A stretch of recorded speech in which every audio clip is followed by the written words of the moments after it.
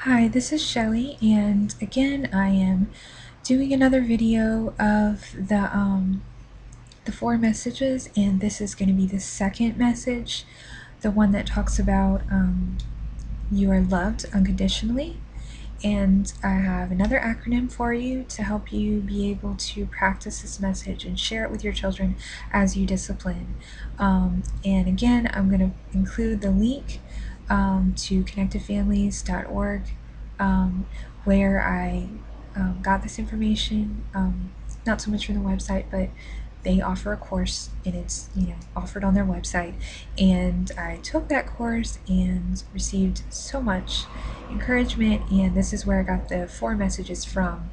But the acronyms I've made up myself, and I feel like they're really helpful, super helpful ways to help you be practically applying these messages, and just think of how you can apply them in real situations. So this acronym is, again, the message is you are loved unconditionally. The acronym is the word love, and the L stands for look for the heart and the root.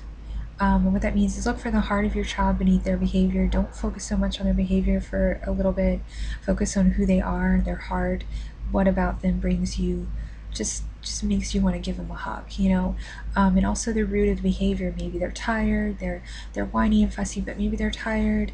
Maybe they had to wake up early and they weren't supposed to. Maybe they have a need, whatever it is. But try to look for the root of the behavior instead of just looking at the behavior that's frustrating you.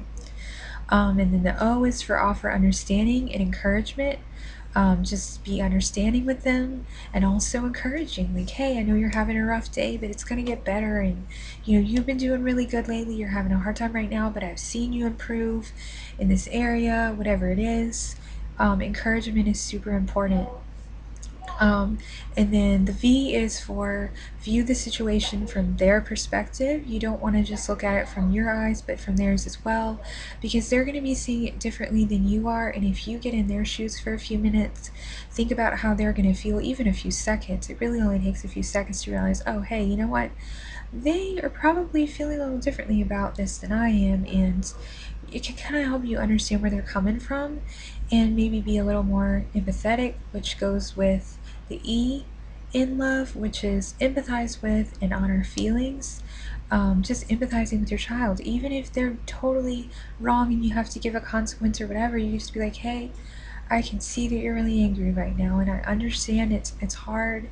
You really want this toy, or you feel like your sister was being mean to you and you were angry with her and you hit her, but then you can back it up with, but hitting's not the way to deal with your feelings. Now you've hurt her, and so again, empathizing with is really powerful way to connect with people and to connect with your kids and let them know that you're there and you're on their side.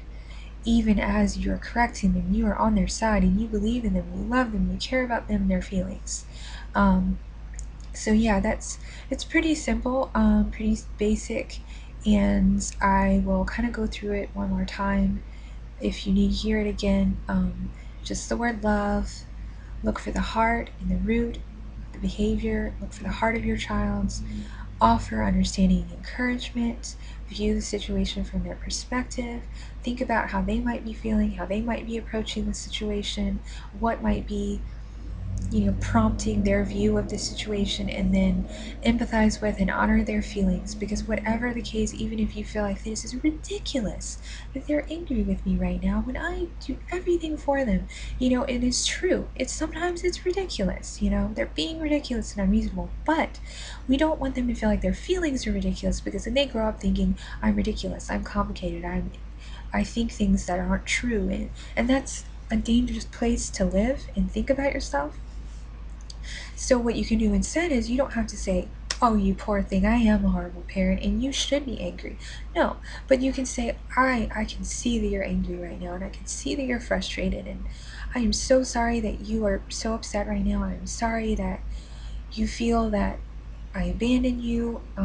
I did not mean to abandon you. I did not mean that at all. And, how can I help you feel better? Give them a hug, and even correction can take place if necessary, but sometimes it doesn't. Sometimes they just need to know that you understand that they're upset and that you're not going to yell at them or shame them for their feelings. And if they're angry or they say they hate you, that's a biggie.